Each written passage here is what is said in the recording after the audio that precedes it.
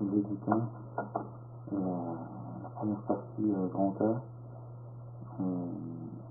de l'un des chapitres du livre de M. Vallier, sur la section comique. La parabole, intitulée du chapitre. Génération de la parabole. S'il y a sur un plan une ligne droite AB et un point F,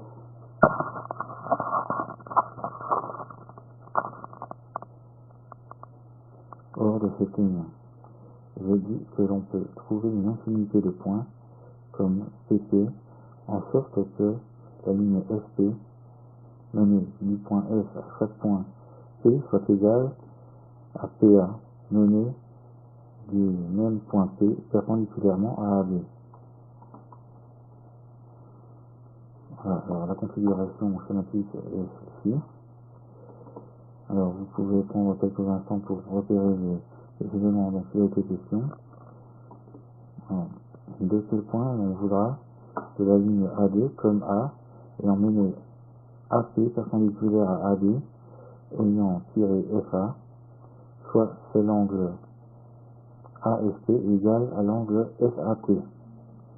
Le point P sera l'un de ceux que l'on cherche, et ainsi à l'infini. Corollaire, par le point F ayant mené la ligne FD, La base virale GPS a été mise à jour. par le point F ayant mené la ligne FD perpendiculairement à AB, après ce lire intermède, il est évident que la ligne qui passera par les points P coupera FD en D également en T, et que cette ligne PPT s'augmente à l'infini, et qu'elle soit aussi à l'infini que la ligne FD prolongée vers F.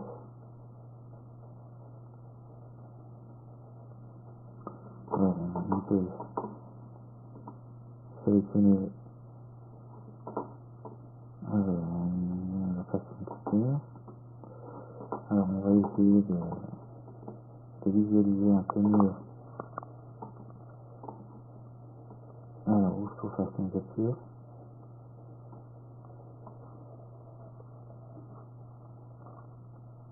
Alors, on va sélectionner cette partie-là.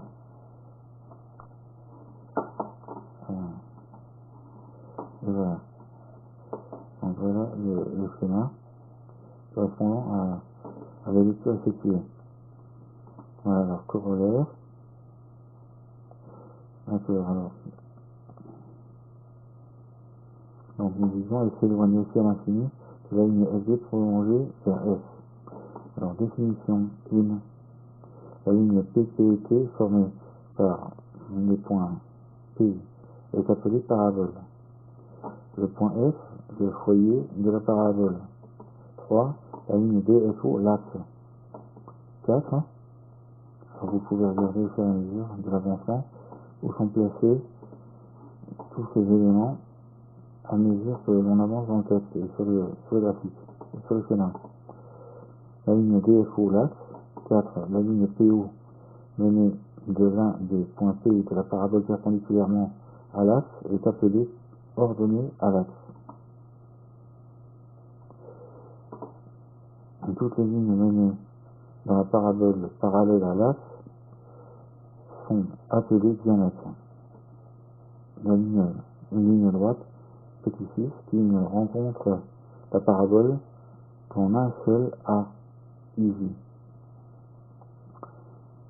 Alors la parabole 4 points et qui ne passe pas par dedans est appelée touchante en ce point. Alors, en arrivant à la proposition 1. Alors, supposant la génération précédente de la parabole, je dis que le carré d'une ordonnée PO est égal au rectangle de 2 fois SD sur TO, partie de l'axe prise entre son extrémité T, la rencontre O de l'ordonnée. Alors, vous avez le schéma correspondant ici. Voilà. Je vais les placer sur la droite pour que tout le monde ait bien en mémoire. Voilà.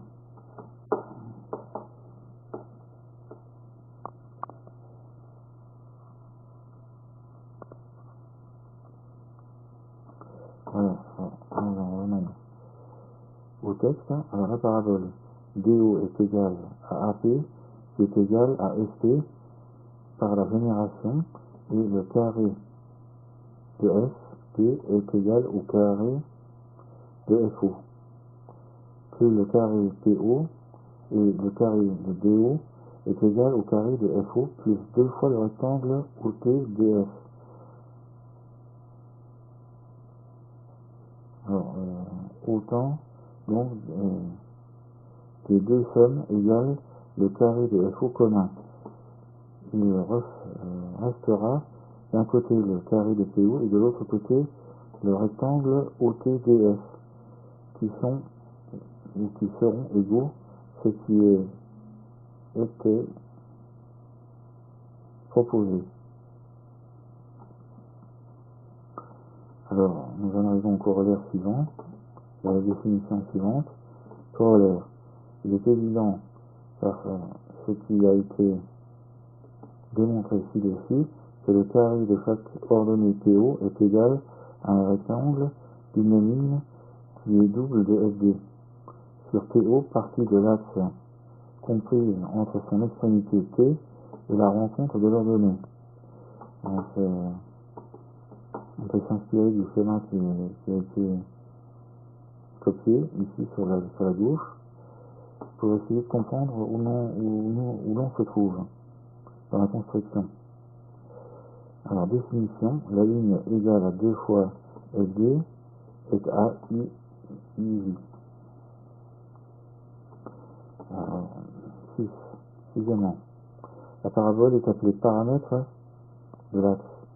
Corollaire 2, on voit que le foyer est éloigné de l'extrémité de l'axe d'un quart de son paramètre. Corollaire 3, on connaît encore clairement que les carrés de chaque ordonnée sont entre eux comme les parties de l'axe, prises entre son extrémité et la rencontre des mêmes ordonnées, puisqu'ils sont tous égaux à des rectangles qui ont ces parties de l'axe pour base et pour hauteur commune paramètre. Alors nous en sommes toujours au chapitre sur la parabole, proposition 2. La ligne droite TS menée par le point T parallèle à PO touche la parabole au même point T. Premièrement,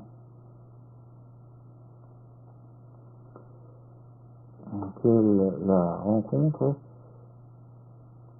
s'il est possible, en quel point F, ayant mené S à parallèle à l'axe SS et F, A seront égales par la génération.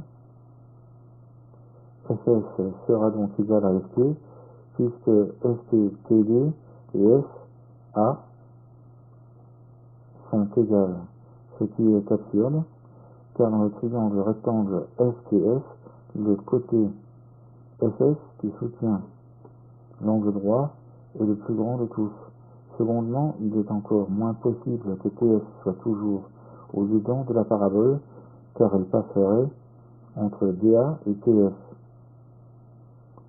C'est pourquoi ce qui est proposé est vrai. Alors voilà une démonstration par l'absurde. Alors, proposition 3. Alors, nous allons copier-coller cette partie-ci pour acquérir un peu plus de clarté dans le fil du texte. Alors voilà le schéma. Supposons toujours la même chose. Je dis qu'un diamètre PI ne rencontre la parabole qu'en un seul point P, qu'il passe au-dedans. Alors, si le diamètre PI rencontrait encore la parabole en quelque autre point I, par la génération, les lignes IF IA serait égal. Et PS et PA le sont aussi par la même raison. C'est pourquoi PS et PI joints ensemble seront égales à IF, ce qui est absurde, car les deux côtés d'un triangle pris ensemble sont plus grands que l'autre côté. De plus, la parabole s'éloignant toujours de plus en plus de son axe,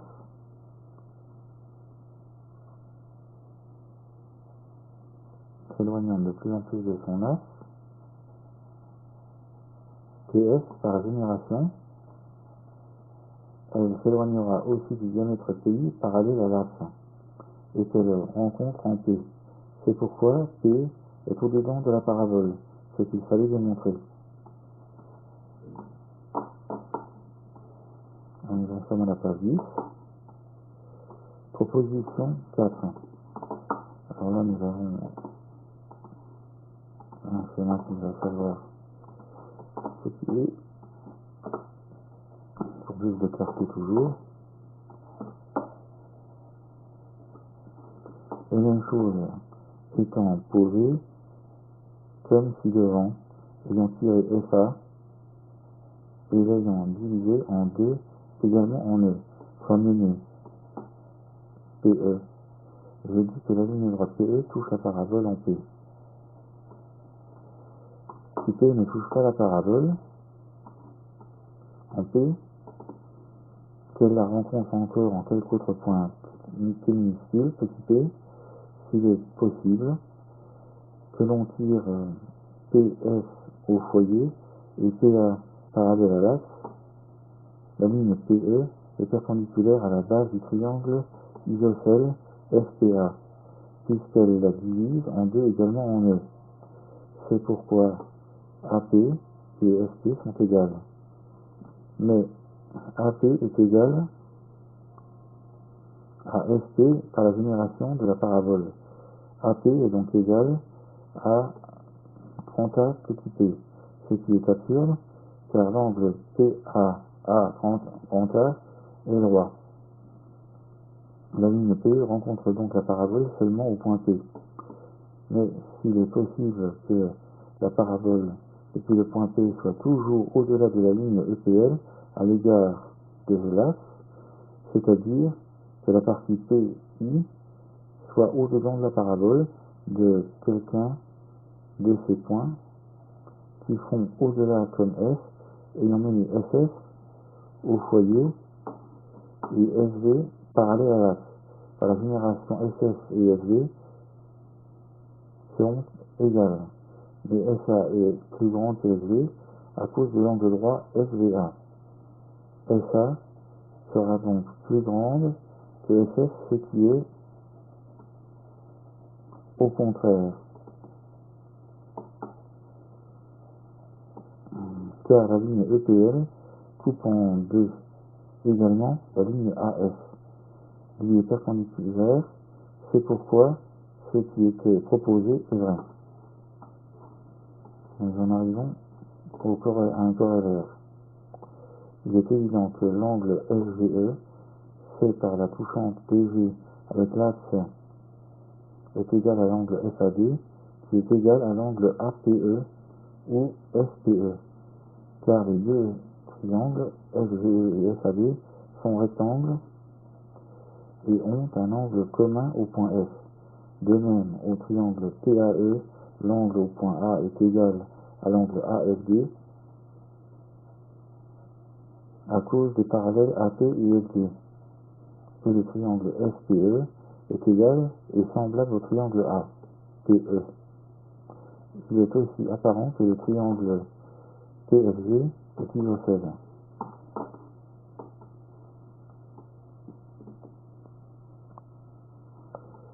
Nous arrivons à la page suivante, à la proposition 5. Il ne peut y avoir qu'une touchant PEG qui rencontre une parabole en un même point P. Alors, je peux décoller le schéma pour une seconde clarté tout au long de la démonstration et d'énoncer du corollaire de la proposition.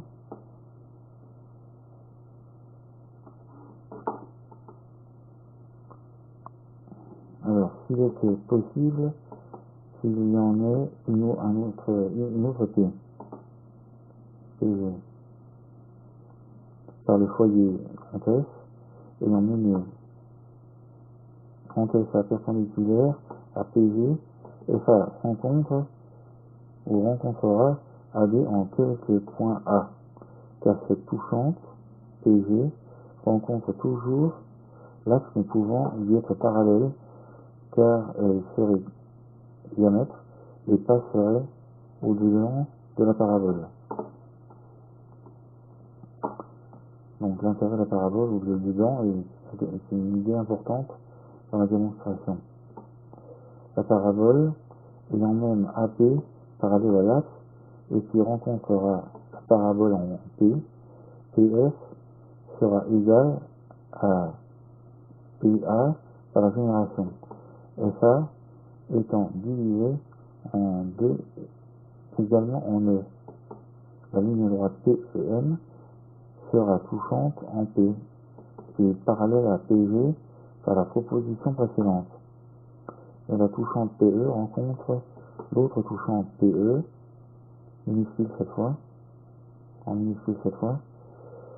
hors de la parabole, puisqu'elles sont toutes deux touchantes, c'est pourquoi PG parallèle à PE passa au-dedans de la parabole, ce qui est absurde, car elle était posée touchante, et elle devait être tout à fait hors de la parabole. Ce qui est proposé est donc vrai. Quand on arrive au corollaire, on voit par ce qui est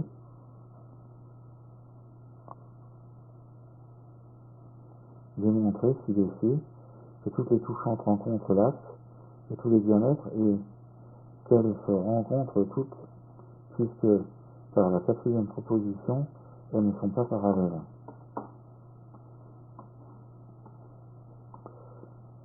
Alors, proposition 6, page 15. Trouver une touchante qui fasse avec l'axe vers la parabole du côté de la touchante un angle moindre que quelque angle donné que ce soit, pourvu qu'il ne soit pas plus grand qu'un droit.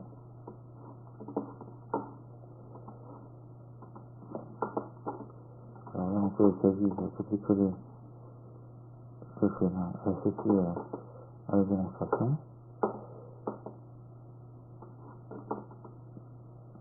Soit mené FA en sorte que l'angle FAB soit égal à l'angle donné, soit pris le point grand A au-delà du point A minuscule petit a à l'égard de l'axe. Il est évident que l'angle FAB sera moindre que l'angle FAB A minuscule avec un minuscule donné. Et par le corollaire de par quatre propositions, la ligne PEG menée par le point P ou AP parallèle à l'axe rencontre la parabole et par le point E qui divise en deux également la ligne FA sera touchante en P et sera avec l'axe de l'angle PGF égal à l'angle FAD moindre que l'angle F minuscule ou petit AB donné, ce qui était proposé. Donc moi je conseille l'auditeur d'effectuer une lecture au fur et à mesure du défilé des pages, en se servant de la partie écrite pour confirmer ses soupçons quant à savoir s'il s'agit d'un A minuscule ou d'un A majuscule.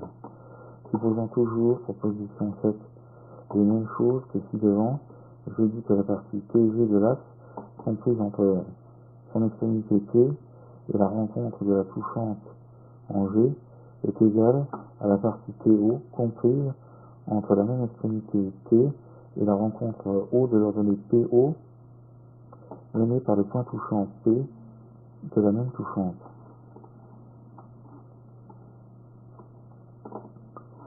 Alors nous en sommes au schéma suivant. petite fois encore. Voilà, alors on peut compter le nombre de points présents sur le schéma. 2, 4, 6, 8, 10, 11. 11 points. Et la plupart des points sont des points qui vont 2 par 2, sauf lorsque les points, alors, quant à la parabole, elle fait intervenir les points P et T, et ici un point I, semble-t-il, ou un point D. Bon, alors, on verra à quoi correspond ce point en parcourant la démonstration. Par le corollaire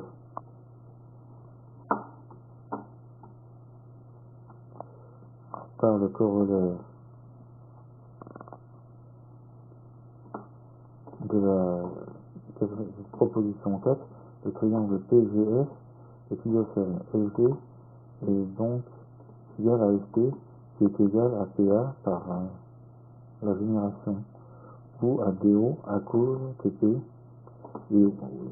PO est parallèle à AD. Et ici, les égales FGDO sont autres les égales ST-DT. Les lignes TG-TO qui resteront seront égales. Ce qui était proposé. Corollaire. Si par le point T, on mène sa touchante TS jusqu'au diamètre A,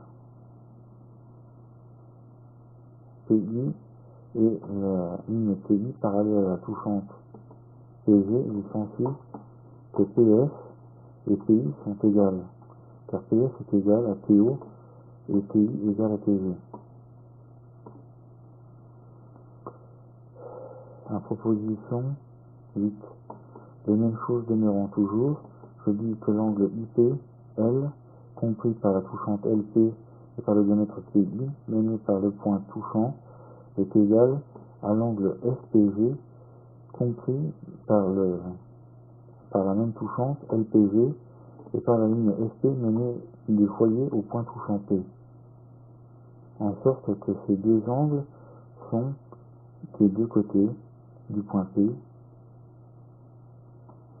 sur la touchante,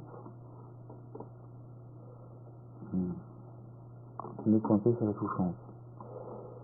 Alors nous en sommes à la partie suivante. Il s'agit encore une fois de copier-coller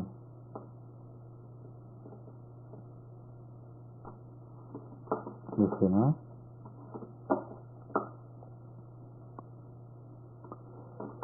Alors, par le corollaire de la proposition 4, l'angle SPG est égal à l'angle GPA, qui est égal à l'angle LPI. C'est pourquoi l'angle IPL est égal à l'angle SPG, ce qu'il fallait démontrer.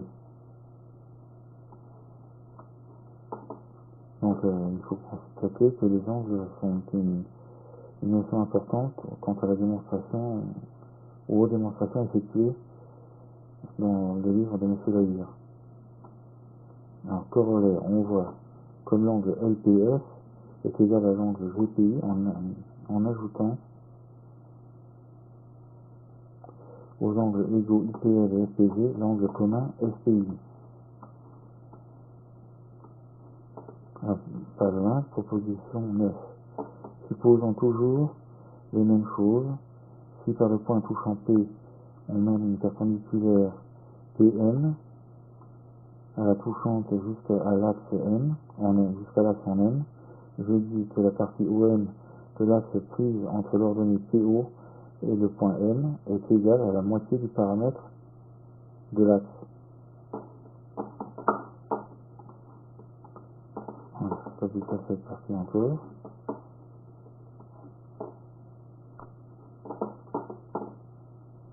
Voilà. La ligne T, G, est perpendiculaire à FA. C'est pourquoi AF et TM sont parallèles, mais à cause des parallèles AP, DN et AD, PO, les triangles ADF et POM sont égaux et semblables. C'est pourquoi OM est égal à DF, qui est égal à la moitié du paramètre par la définition. C'est ce qui était proposé. Proposition numéro 10. Dans la parabole TEP, dont l'axe TO et une touchante PH en P, rencontrant l'axe en H, la touchante TD, par l'extrémité T de l'axe rencontrant le diamètre DPD en B, se dit que le triangle TAH, fait par les deux touchantes et par l'axe, est égal et semblable au triangle BAP, fait par les mêmes touchantes et par le diamètre PD.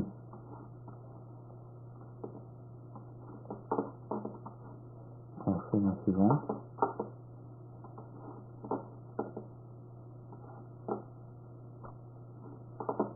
Enfin, schéma suivant. Alors, ayant mené TO, redonné à l'axe TO est égal à TH par la proposition 7. Mais PP est égal à TO, BP sera donc égal à TH, elles sont aussi parallèles, c'est pourquoi les triangles TAH et BAP sont égaux et semblables, ce qui était proposé.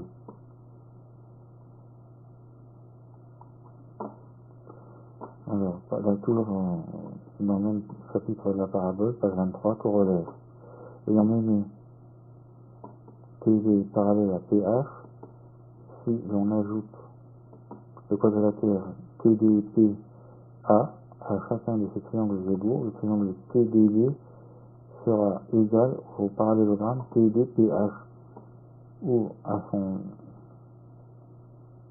égal le rectangle TOPD à cause des bases égales TO et TH, ce qui est encore égal au triangle POH. Proposition 10. Les mêmes choses au 11. Proposition 11. Les mêmes choses étant posées, si de quelques points E de la parabole on mène EG, EM parallèle aux touchantes, je dis que le triangle EGM est égal au rectangle GTBF.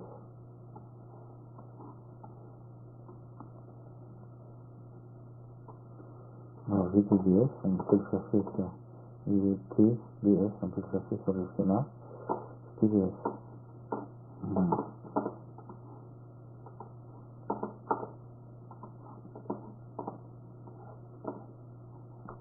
Alors je récapitule une fois encore. Alors, à cause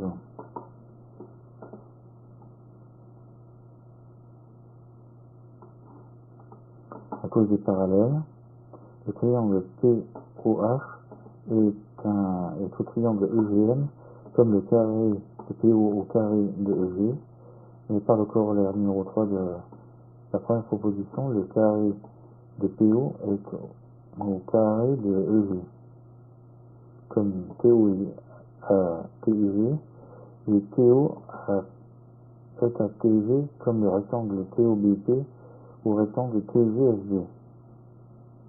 Alors TOBP, TO, TOBP. Au rectangle TGSB. TGSB. Voilà, je rappelle que les rectangles sont donnés par 4 lettres qui se suivent les unes aux autres. Et en raison égale, le triangle POH est au triangle EGM comme le rectangle TOBPD au rectangle TGSD. Mais le triangle POH est égal au rectangle TOBPD par le corollaire de la précédente proposition. C'est pourquoi le triangle EGM est égal au rectangle TGSB, ce qui était proposé. On démontrera de même que le triangle EGM est égal au rectangle TGSB. Proposition 12. Les mêmes choses étant posées, je dis que le triangle ESI est égal au parallélogramme TIMH. Alors, voici le schéma. Donc, essayez de repérer sur ce schéma les triangles et rectangles indiqués dans la démonstration. Alors, alors regardez à gauche, le point E est entre P et T, par le corollaire de la proposition dite, le triangle POH est égal au rectangle POTD, desquels, si l'on note des choses égales, à savoir du triangle, le triangle MEG, et du rectangle, le rectangle TGSB, égal au triangle MEG, et de chacun, le quadrilatère PQGO, il restera le quadrilatère PQHM. Page 27 est égal au triangle QSP, auquel, si l'on ajoute le commun quadrilatère PIEQ, le parallélogramme PIHM sera égal au triangle ESI. Alors, il faut constater que dans les démonstrations, le nombre de rectangles en question peut varier entre 2 et un nombre plus grand, et le nombre de triangles, de la même manière, peut apparaître 2 fois ou un nombre plus important. Alors voici de nouveau le schéma suivant, que je m'empresse de copier-coller. Voilà. Alors, mais si le point E est au-delà du point T, à l'égard de P, par la proposition dite, le triangle ABP est égal au triangle ATH, et en leur ajoutant la commune figure PIMTA, le parallélogramme PIMH sera égal au quadrilatère IMTB, duquel, si l'on note le rectangle GTDF, et qu'on lui ajoute le triangle GLM qui est égal par la proposition 11, le triangle ESI sera égal au parallélogramme PIMH, ce qui était proposé. Enfin, si le point E est de l'autre côté de P, comme en E, minuscule, le triangle TAH étant égal au triangle ABP par la proposition 10, si l'on ajoute à chacun la figure TGSPA, le quadrilatère HGSP sera égal au rectangle TGSD, auquel le triangle GEM est égal par la précédente. Si l'on note donc du quadrilatère HGSP et de son égal au triangle NGE, le quadrilatère commun NGSI, il restera le parallélogramme PIMH égal au triangle ESI. Ce qui est proposé en tous les cas. Donc il faut savoir travailler sur plusieurs rectangles ou plusieurs triangles.